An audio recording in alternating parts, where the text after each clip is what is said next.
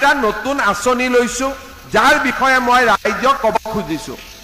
অহা 1 অক্টোবৰৰ পৰা আমি ৰেশন কাৰ্ডত এইবাৰ 3 মাহৰ চাউল একেলগে দিছো নে নাই 3 মাহৰ চাউল পাইছে 1 অক্টোবৰৰ পৰা চাউলৰ লগতে আমি আপোনালোকক দালি দিম আপোনালোকক নিমখ দিম আৰু আপোনালোকক চেনি দিম এইখিনি আপোনালোকে 1 অক্টোবৰৰ পৰা পাব আৰম্ভ কৰিব ইয়াৰ পিছত আমাৰ লৰা ছোৱালী বিলাকে মেট্ৰিক পৰীক্ষা দিয়ে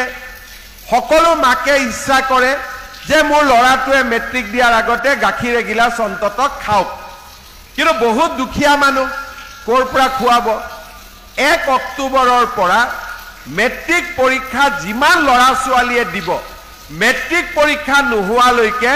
তেওঁলোকক আমি মাহত 300 টকাকৈ দি থাকিম যাতে লৰা ছোৱালী কেইটাক আপোনালোকে পুষ্টিকৰ খুৱাব পাৰে ইয়াৰ লগে লগে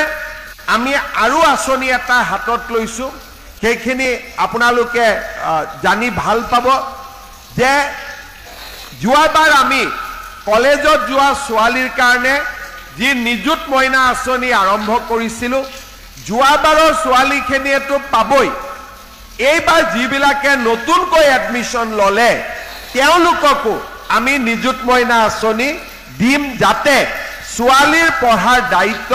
দেউতাক মাকৰ পৰা কমি গৈ থাকে আৰু চৰকাৰে বেছিকৈ দায়িত্ব ল'ব পাৰে ইয়াৰ লগতে জুলাই মাহৰ পৰা আমি নতুন আৰু এটা কাম কৰিম